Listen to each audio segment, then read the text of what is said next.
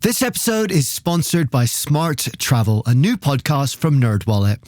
You know that one friend who always finds the best travel deals, picks the right cards, and somehow ends up in first class for the price of coach? How do they do that? Well, Smart Travel is like that friend, but in podcast form.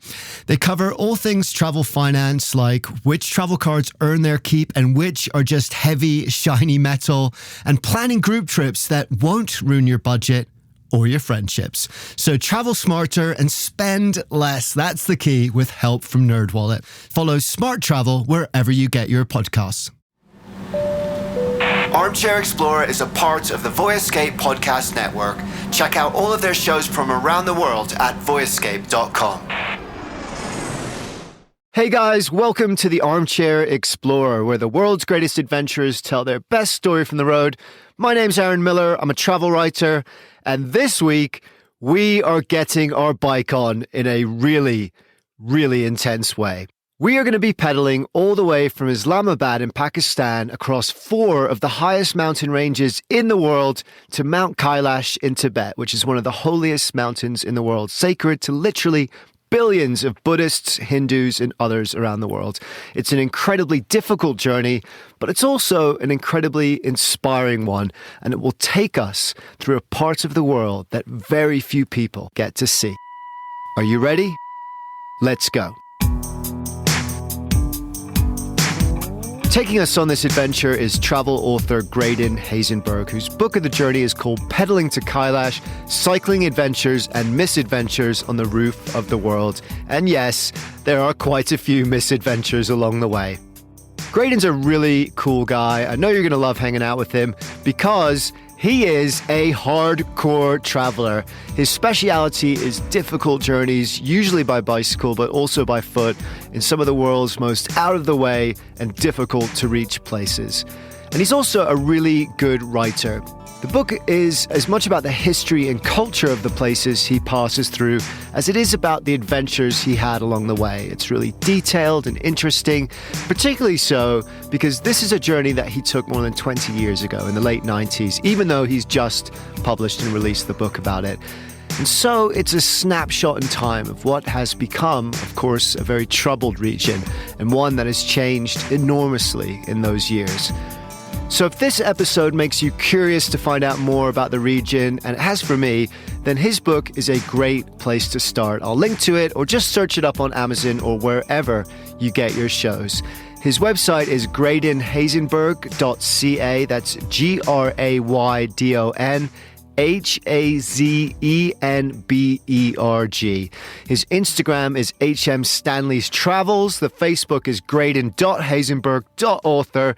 And he does a blog too, which is very cool. graydonstravels.blogspot.com. Finally, just a quick request, as always, to say if you are enjoying the show, please help by spreading the word. If you believe in this message, in our message of love for the outdoors, for adventure, and the pure joy of exploring this amazing planet of ours, then please help spread the message and help our community grow. Please also remember to follow and subscribe to the show. It really does make a huge difference. So thank you for whatever you can do.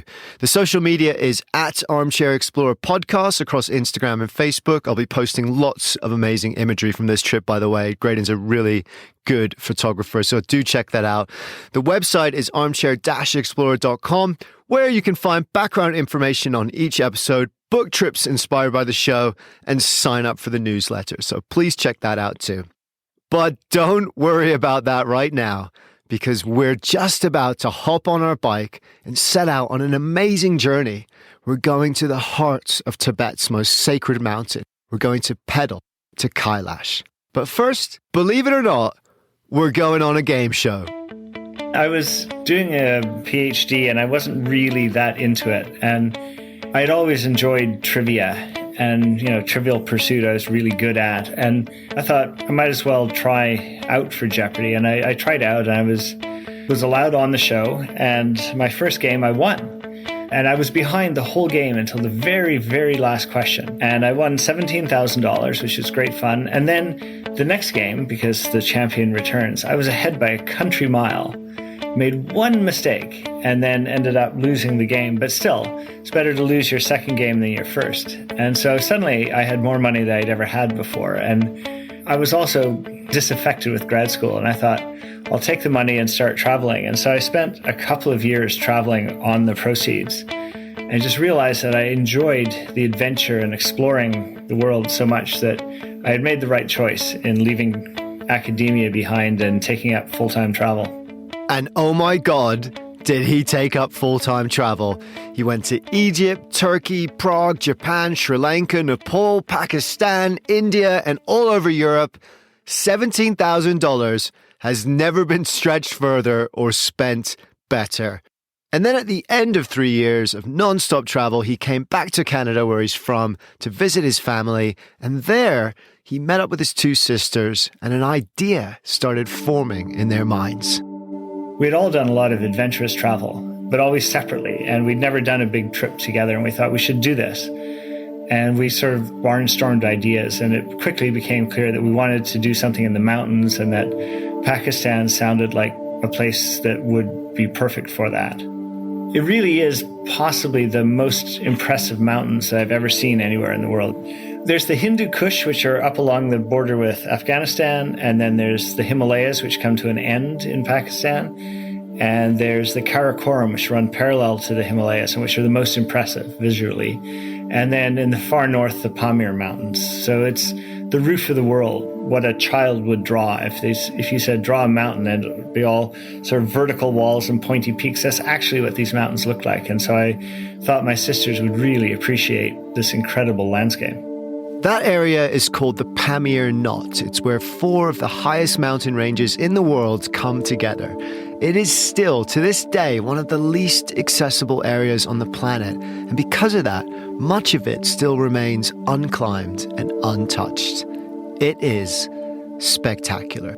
Graydon had actually been there 2 years previously in the midst of his Jeopardy-fueled jaunt around the world, and had actually trekked to K2 Base Camp among many other amazing things, which is pretty cool. But he didn't have a bicycle with him back then, and he thought that this would be a great place for a bicycle trip. Well, actually, more of a bicycle pilgrimage, because they didn't just plan to ride around randomly looking at the scenery. They planned to ride to Mount Kailash in Tibet, the holiest mountain in all of Tibetan Buddhism.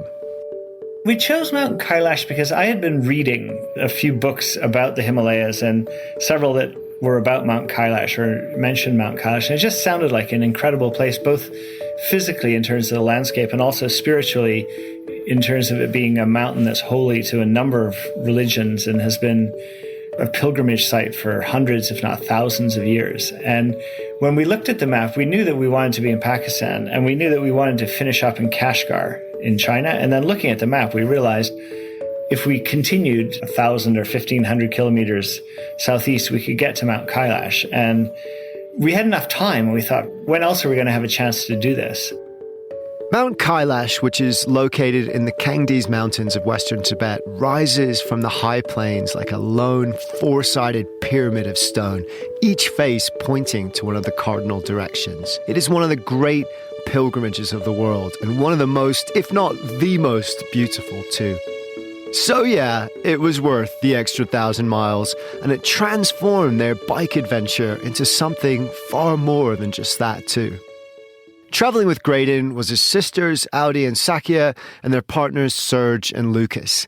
They called themselves the Extreme Dorks, presumably because all this was still thanks to basically an obsession with Trivial Pursuit, and no one in the history of Jeopardy had ever done something anywhere near as insane as this before.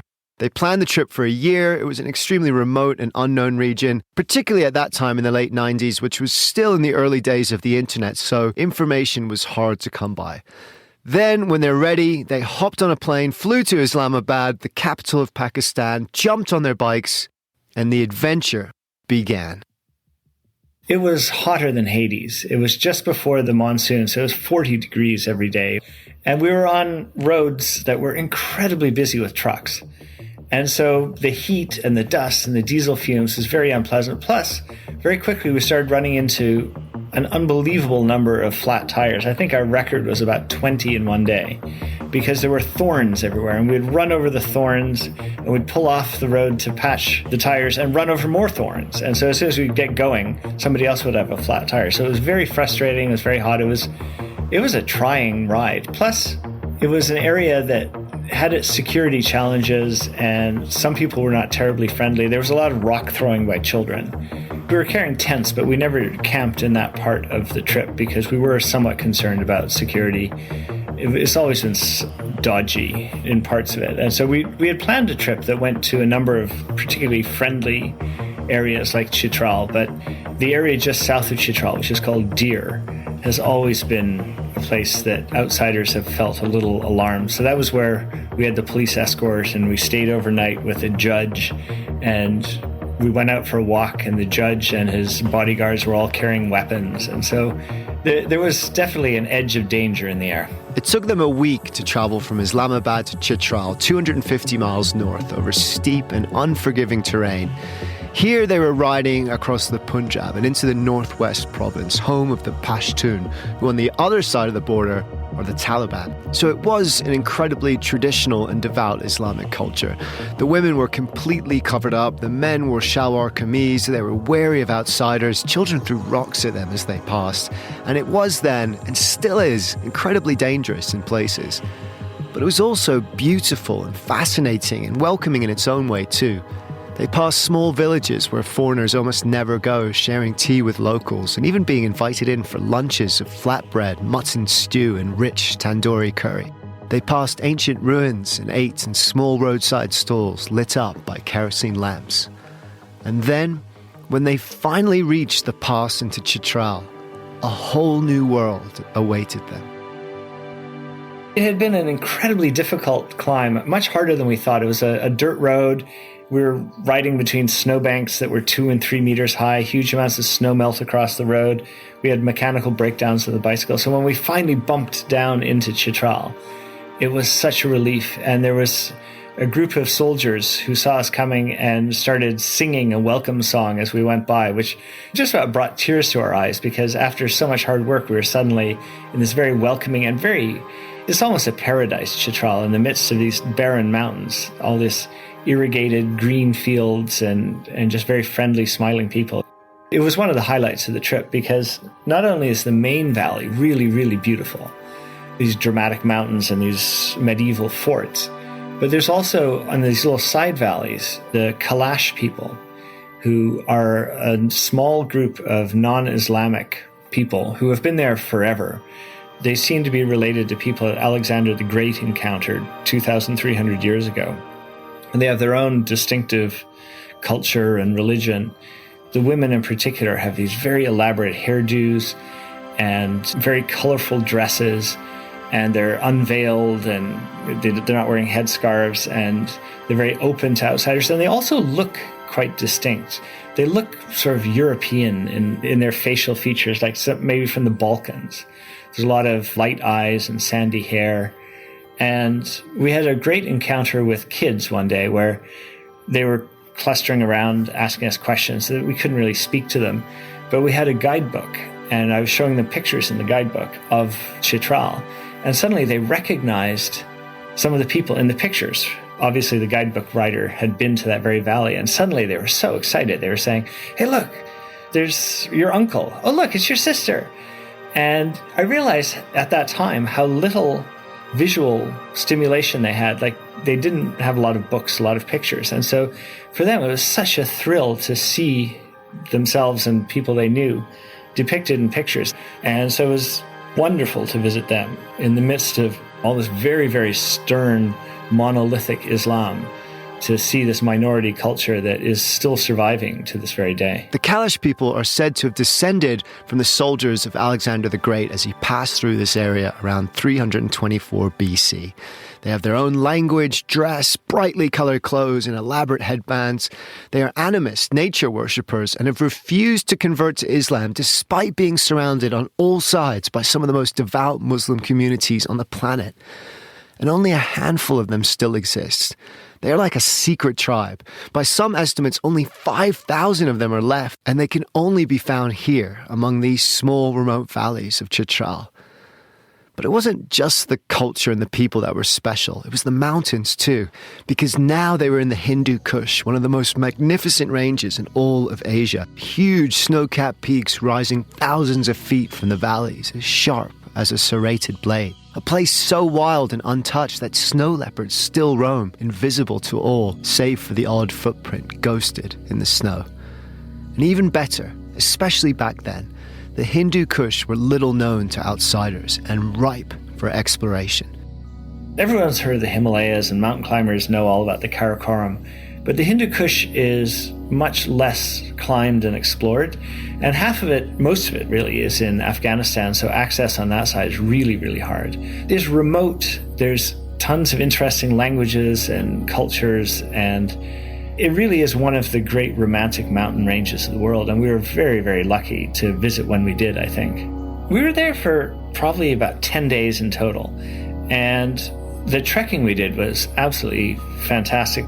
We tried to trek to the foot of the highest peak in the Hindu Kush, Tirich-Mir, and we were turned back by just terrible weather. Persistent rain and fog, and it was just miserable, and we aborted that trek and we hiked out over a pass. And we arrived in the rain and the fog and the cold, and our stoves didn't work, and we went to bed hungry. And the next morning we woke up and all the clouds and all the rain had cleared away, and we had the most incredible view of the whole length of the central Hindu Kush. It was one of the most dramatic views of the whole trip. I mean, you feel so small and so insignificant. And also, at that altitude, you tend to have very, very clear light. And so you feel as though you can see forever. And looking at the scale of the mountains, the scale of the world, these incredibly deep valleys and these very steep cliffs, you just feel completely awestruck and insignificant. You can see why these huge mountains become sacred pilgrimage sites, because it makes you think of the sublime, just being there. But from the sublime to, well, if not the ridiculous, then the ridiculously hard. 5 days of brutal cycling over dirt roads that rattled them to the bones and broke their bikes to pieces, literally falling apart before their eyes. Their progress became painfully slow. They had to constantly stop for repairs or to push their bikes through impassable sections of so-called road. But they were also celebrities. Children would run out of classrooms as they passed through small towns, cheering and chasing them down the road. Being a rock star has nothing on being a cycle tourist in the Hindu Kush, Graydon says. And then, after 5 hard days of mind-numbing slog and frustration across some of the highest passes in the world, they arrived in one of the most beautiful and dangerous peaks on the entire planet. We did a side trip to Nanga Parbat. That's the end of the Himalayas, and it's this unbelievably dramatic mountain because it's surrounded by a bend of the Indus River, which is down to about 1,300 meters. And then the peak is over 8,000 meters. So the vertical height that you can see is enormous. It's one of the most prominent peaks in the world. And it's also very difficult to climb. It's killed a lot of mountaineers. It's got this face that's more or less vertical for 4 kilometers. And so we were very excited to go see it. And it was a very, very dramatic hike. We hiked underneath the Rupal face, which is the most difficult mountaineering face on the mountain. And we could see people up there trying to climb it. But we could also see these titanic avalanches sweeping down the face every afternoon. And we thought that it looked like sheer suicide to try to climb up it. So we walked past that and then up the valley, and we tried to reach this pass that would give us an amazing view. But we had left our guide behind. We said, oh, we don't need a guide. And we went on the wrong route. We were climbing along and suddenly I thought, I think it's a little more difficult than it's supposed to be. And we were on quite a steep snow slope and we were kicking steps, but we didn't have crampons, we didn't have ice axes. And it just got steeper and steeper and more icy. And at a certain point, all of us just bailed out and thought, this is going to end badly, and slid down on the snow, very relieved to get off alive. Sometimes you do just have to slide back down the mountain on your bum and say fair enough, especially on Nanga Parbat. Graydon and the team were just in the foothills, just walking below the face. And that turned out to be pretty hairy anyway. But climbing up the actual mountain is for the climbing insane. It is one of the highest peaks in the world at well over 26,000 feet. That actually puts it at the 9th tallest in the world. And the vertical rise of that main face, the Rupal face as it's known, is an astonishing 15,500 feet tall. That is more than 5 times as much as El Capitan in Yosemite. It is 10 Empire State Buildings, all of it sheer vertical rock face, with avalanches pouring down too. According to the BBC, some 339 people have successfully summited it in history, but 69 have died trying, which makes it one of the most dangerous mountains in the world. You basically have a 1 in 5 chance of dying. But they survived, and then they hit the road again, now heading to Kashgar in China, just across the Pakistani border, following the Karakorum highway to, well, to Shangri-La, the mythical, or is it, city made famous by James Hilton's 1933 novel Lost Horizon. Our favorite place was the Valley of Hunza, which was probably the model for Shangri-La and the long-lived people in James Hilton's book. But it seems that James Hilton read some books by people who'd been up in Hunza. And so his description of this fertile valley in the high mountains where people live forever seems to have been taken from accounts of Hunza. And that's a very dramatic mountain valley oasis because you're surrounded by completely barren rock. But the high glaciers give rise to these rivers that they then channel for irrigation. You get quite fertile areas where they grow apricots and grain and where there's quite dense population. And the people are very friendly. And between the beauty and the welcoming people and the hiking, it's probably my favorite place in Pakistan.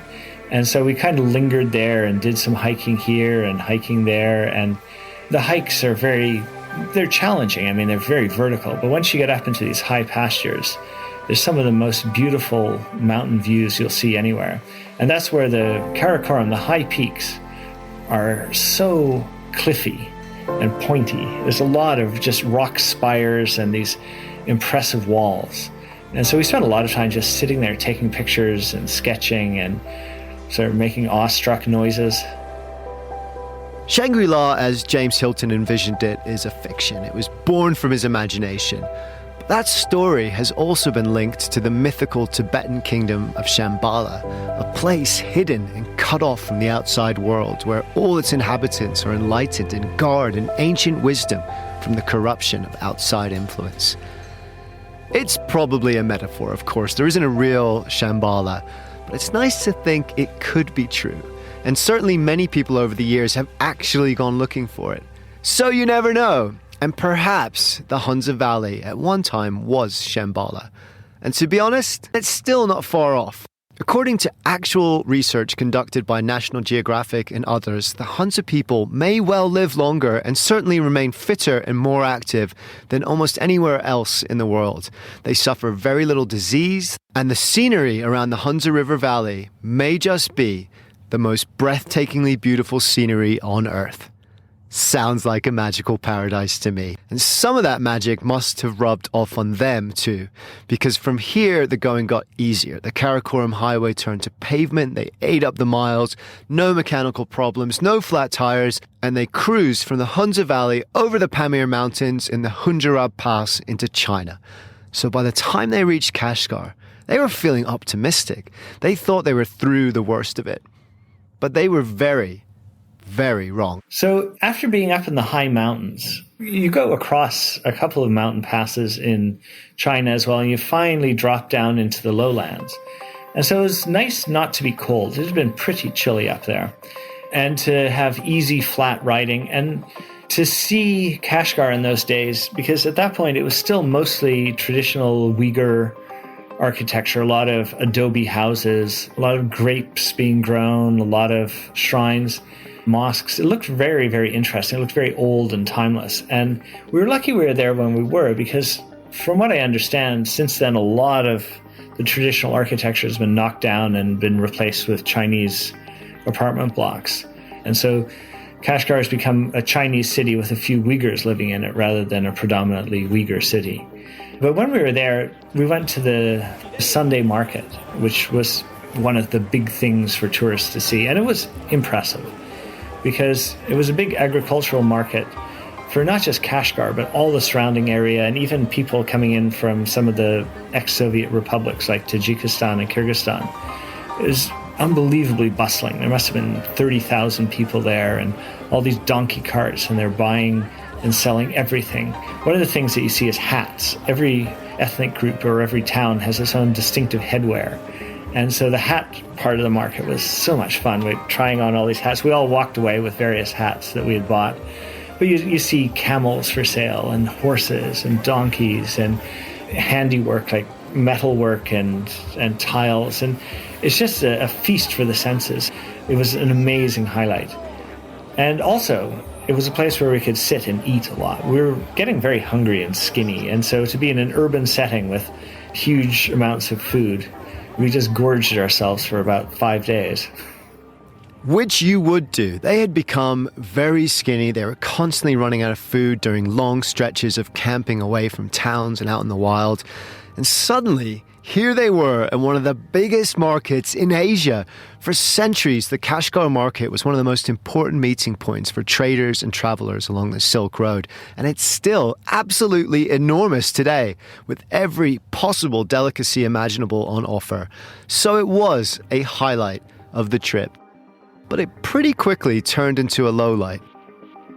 We knew that we were allowed to be in the lowlands. That was an open area. But we weren't allowed to be on this road that led to Western Tibet. And so we rode, along the main road of the lowlands through these Silk Road cities. And we figured it's no problem to be here. We're allowed to be here. But of course, the Chinese Public Security Bureau knew that if you were on this road, there's a reasonable chance you were there because you wanted to go to Tibet eventually. But one of the hardest parts actually was getting onto the highway. We were officially forbidden from going on this road without a Chinese escort and guide and support vehicle. So we were interrogated one night at our hotel for about 2 hours. And we decided after that we weren't going to stay in any more hotels.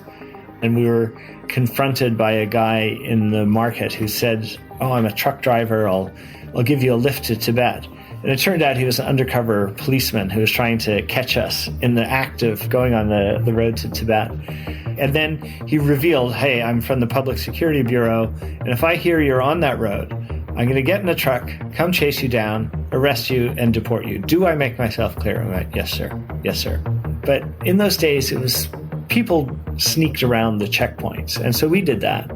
And then when we got to the junction town where you could continue along the lowland road or turn up into the Tibetan highland road, it was there that we stopped and we camped outside town, and we had big discussions about how we were going to avoid the checkpoints which we knew existed. And we thought, we'll do it at night, because from what we understood, the people would fall asleep and they would wake up when they heard vehicles coming. But bicycles don't make enough noise to wake them up. So it was pretty nerve-wracking because we were bicycling in the dark with no headlamps on so we didn't attract attention, and trying to figure out, where is this checkpoint? Where's the checkpoint? And the first checkpoint we were on before we really realized it. And so we thought, oh no. Okay, so it's nerve-wracking. Our hearts are thumping away.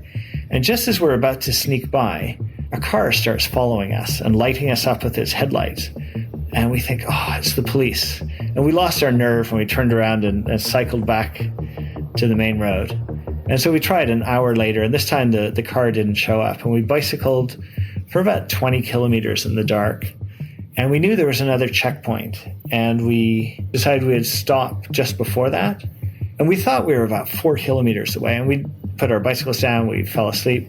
And the next morning when we woke up, we realized we were only about 500 meters from the checkpoint. And that was when Comrade Ahmed Chan came looking for us.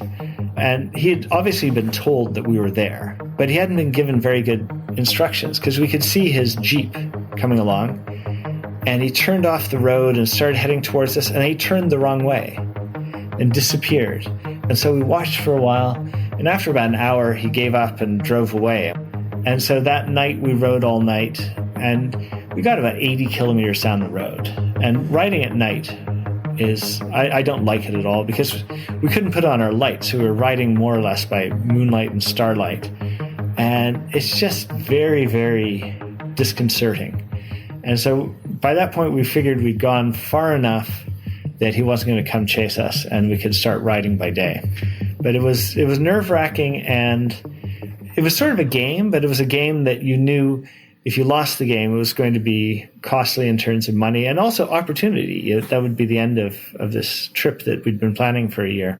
Comrade Ahmed Chan, by the way, what a name. You guessed it, was the undercover truck driver, stroke public security bureau officer who had tried to trick them. And having had that trick turned back on him, was now hell-bent on tracking them down and deporting them. But he didn't. They escaped riding through the pitch-black night for 2 days until they finally reached the road to Tibet in safety. It was hard. It nearly broke them. They faced enormous, dangerous river crossings, even worse roads and higher passes. 2 of their party actually quit. They threw their bikes down and said, "We're out. We're hitching a ride with the next truck that passes." But in the immense serendipity and humor of the universe, no truck passed them for 2 whole days, so they were forced to stay, which was lucky, because by the time a truck did pass them, they had crossed the border into Tibet, and they were so close now that they decided to stay. Nothing was going to stop them now. It was a very emotional moment. We'd been going over a series of really high passes, and this was one of the last high passes, and suddenly there were Tibetan prayer flags everywhere, and we looked at the map and we realized we're on the Tibetan frontier. We were actually there. We were in Tibet. And there was still hard cycling in front of us, but at least we realized we're going to make it. And it gave us enough hope to continue the suffering. And as soon as you got to Tibet, the light changed. It seemed to be brighter and the colors were more vivid. And people wore colors, especially the women. The Tibetan nomadic women wore very colorful dresses and jewelry and these very elaborate hairdos. And it was as though a light came on. Everything just looks so close, even if it's 100 kilometers away. Everything looks so bright and so colorful. It's all primary colors. We were passing nomad encampments. And so these are nomads that go up into the high mountains, the high plateau in the summer to graze their sheep, to graze their yaks. And some of them, their tents were quite close to the road. So we stopped in to say hi. And I remember this one family where the grandmother looked incredibly old. She looked like she was 80 years old. But doing the math, we thought she can't be more than 50, 55. But living outdoors in the cold for her entire life, it's just hard on the body. Especially all the UV at high altitude. And she was very wizened and a little hunched over. And you could tell that in terms of material possessions, they didn't have many. You would say, oh, they're poor. And yet they had huge flocks of sheep and yaks, and they had the freedom to go more or less wherever they wanted. And so they were rich in that sense, even if they didn't have a lot of modern material possessions. But life was hard for these people. And you looked at how they lived and the work they had to do to shear the sheep and to milk the yaks and to make cheese and to make their own clothing. And I was just impressed at their toughness, at their hardiness, because it's a very unforgiving environment. And so for these people, I think that the nomads of Tibet, they have lived this way for a long time. And like the Inuit of the Arctic, they're kind of on the edge of what's survivable. And so to be able to have a culture and to survive in a very tough environment when we live such a cosseted, easy existence in the West with central heating and air conditioning and electricity and supermarkets, I think it's quite eye-opening. And they've also lived through great repression by the Chinese government and come out surviving. And so I think that their toughness and their cheerfulness in the face of adversity can teach a lot of us a lot. And it makes you realize how privileged we are to have the money and the opportunity to make the kind of trips we were making. and to see all the different ways that people have found to make a living out of the world and the natural environment and the cultures that arise as a result of that. There are roughly 2 million Tibetan nomads spread out over the vast area of the Tibetan Plateau. They live hard lives outdoors in one of the harshest environments on Earth. But that has taught them much. And as Graydon says, it can teach us much too about our values, about our connection to the land, to nature, about integrity, courage, and generosity of spirit. But since the Chinese invasion of 1950, those nomads and all the Tibetan people have seen their peaceful country, their religion, their culture, an entire way of life decimated. And so by daring to break that lock and cross into Tibet, riding through the night, risking deportation or worse, Graydon was also raising awareness for their plight. This wasn't just a pilgrimage for himself, for his own rewards. By visiting Mount Kailash, he was also honoring the Tibetan people and shining a light on the fact that despite this adversity, the Tibetan people are still, to this day, fighting to keep their religion and way of life alive. And as long as tough, determined nomads like the family he met keep that going and keep smiling in the face of it, I think they have a pretty good chance of succeeding too. Mount Kailash was now only a few days' ride away. This last stretch, it was only about 300 kilometers. And so you might look at that and say, hey, we can do that in 2 or 3 days. No, it took almost a week. And every day was difficult. There were a lot of river crossings. It was an unusual summer where the Indian monsoon had come over the Himalayas in much greater quantities than usual. And so the rivers were running high, and some of these river crossings were harrowing. I mean, we just about lost people and bicycles in these torrents of flood. So when we finally first saw Kailash in the distance on the horizon, I just burst into tears because it had seemed like we were never going to make it. And suddenly it was close enough that we could see it, therefore we were going to make it. And so when we cycled into the pilgrimage town at the bottom of the mountain, we were all just about in tears because all that effort over 3 months had finally paid off and we'd made it. It just was an incredible feeling. So I thought that it made our visit to Kailash more meaningful because it really was a pilgrimage. It was hard to get there. We had to be determined. We had to want to go there. Whereas if you just climb in the back of a Jeep and drive there, I don't think it has that same emotional resonance with you.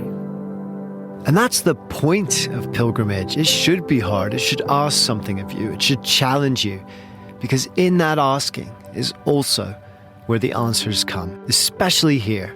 It's believed that if you walk one circuit of the mountain, one Kora as it's known, which is about 35 miles, and that might not seem long, but you're up above 16,000 feet for most of it, so it is hard. You will absolve the sins of your lifetime. If you walk it 13 times, you will find enlightenment at some point within your lifetime. And if you walk it 108 times continuously, you will become instantly enlightened, which sounds pretty awesome. They left their bikes and stepped foot on the mountain. It was now their turn. We took 3 days to do it, or 2.5 days, and it was hard because our legs were sort of atrophying.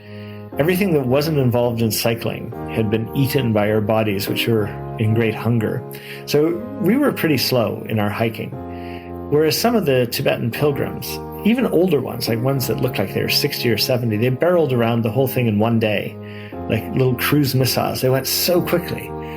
And what you see along the way, there's a series of monasteries, but there's also these places that have spiritual significance. There are self-manifesting chortens, there are caves, and there are piles of rocks, and there's places where people have sacrificed yaks, and so you see yak skull.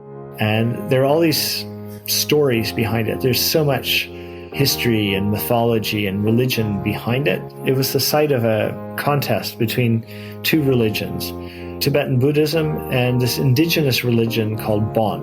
And that a great champion of Bon and a great champion of Tibetan Buddhism competed to see whose religion could claim the mountain. And the Buddhist won in the end after all these miraculous feats were accomplished. And so you're going along and you say, oh, that's where this part of the story happened. That's where that part of the story happened. And so we had great fun with that, just being able to see where these things happen and putting sort of a visual to the story. But we managed to get lost somehow. I mean, it's a pilgrimage route that hundreds of people a day do in the summer, and we still managed not to find the right route, which was just a feat of complete incompetence. We could not believe it when we realized we were on the wrong route. What does it say about you if you get lost on a pilgrimage? If that's not a message from the universe, I don't know what is.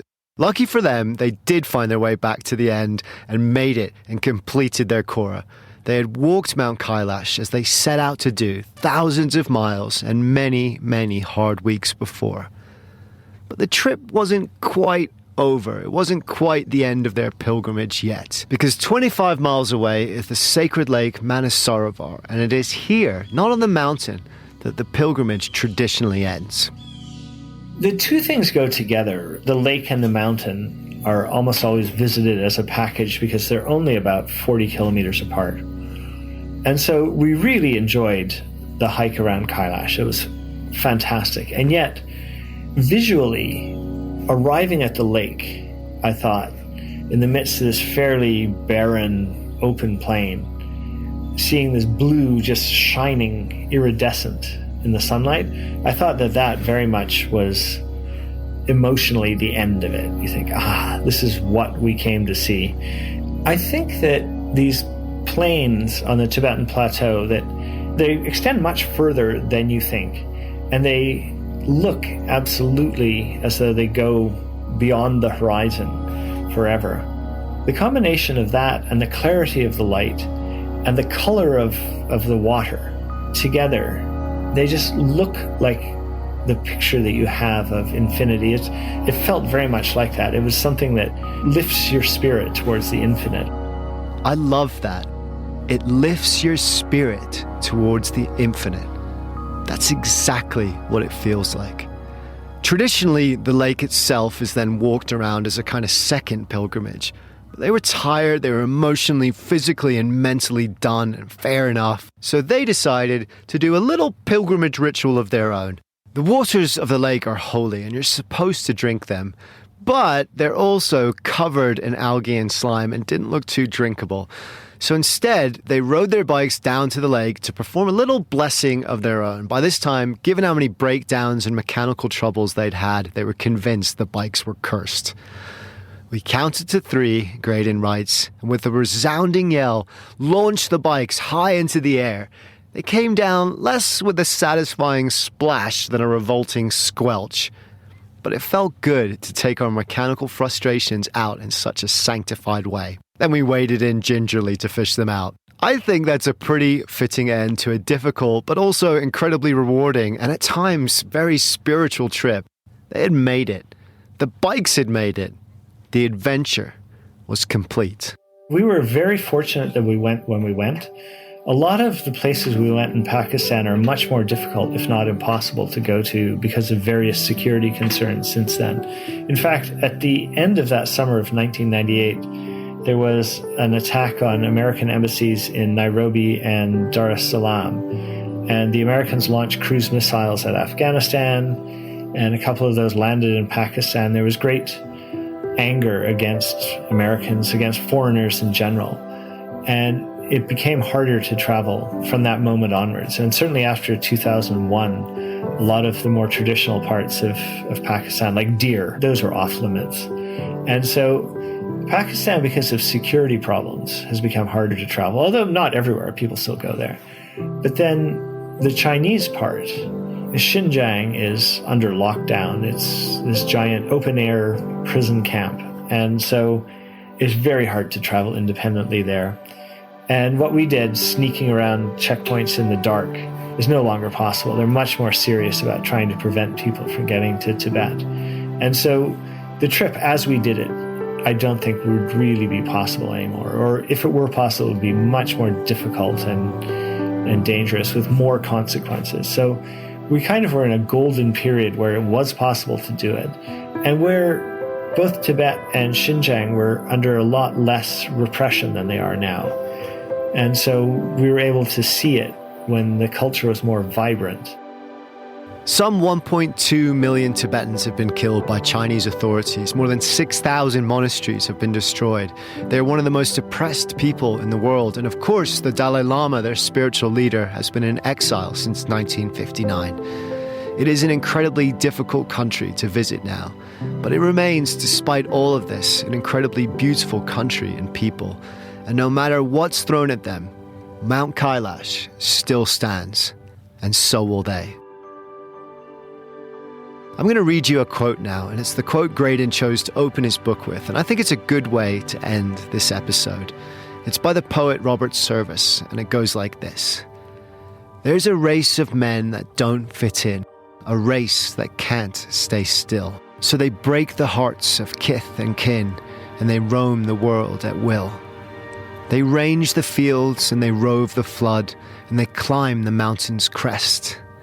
Theirs is the curse of the gypsy blood, and they don't know how to rest.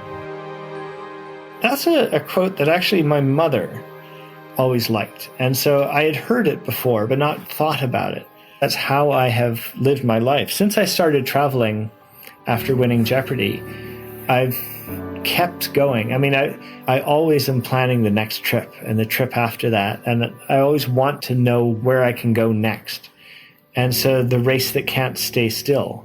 To me, the idea of settling down and spending all my time just in one place, I don't think I could do it.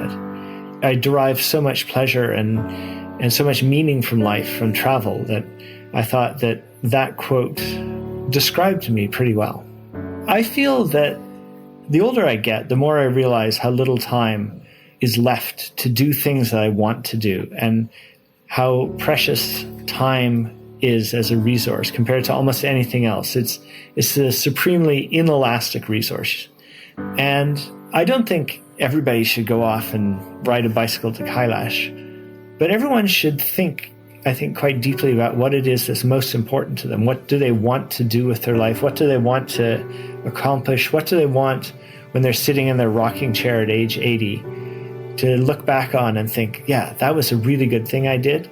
Whatever that is, I think you should realize that you only have a limited amount of time to do that. And so you should do it. You should do whatever it takes to prepare, to get ready, to accomplish what it is that you want to do. Because you only get this one chance at it. And it'll be over before you know it. You can always make more money. You can never make more time. So make the most of the time you have. That's actually the quote Graydon ends the book with. He heard it backpacking on some island when he was 19 years old and has lived by it ever since. You can always make more money. You can never make more time. Time is the most precious resource of all. It's constantly slipping between our fingers. And if that's true, if it really is the most precious resource of all, then Graydon's right. Figure out what's important. Find the stories you want to tell when you're old and grey and your travelling days are done. And make those memories now. There is no time to waste. So go and find your own Mount Kailash. Pedal hard to get there. Walk it well. And never look back.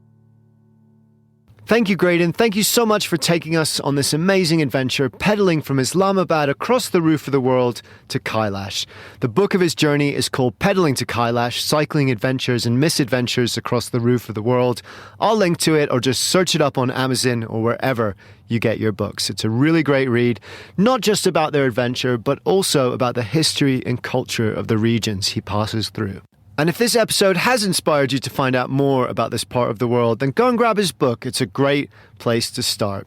And keep your eyes peeled also for his next one, which will be out soon. It's called Silk and Solitude, Cycling Through the History of the Silk Road. His website is graydonhazenburg.ca. His Instagram is HM Travels. The Facebook is graydon.hazenburg.author. And his blog is graydonstravels.blogspot.com. Thank you also to Lizzie Goldsmith for her work sound editing this episode. She's an awesome writer and podcast producer in her own right. It's great to work with her on this, and you can check out more of her work at lizziegoldsmith.com. Finally, Thank you. If you enjoyed this episode, please tell a friend about it. Check out a few more, subscribe and follow the show, and be a part of this community. If you love the outdoors and adventure and the pure joy of exploring this amazing planet of ours, you're in the right place. Come and hang out. We're going to get on well. So keep exploring, keep looking for those mountains, keep spending that precious resource of your time well, because the more we look for wonder in the world, the more the wonder of the world becomes a part of who we are. Dare to be truly alive. Quick question. Do you want travel tips from people who have actually been there? Our show is co-hosted by Tim Johnson, an award-winning travel journalist who's been to more than 145 countries around the world.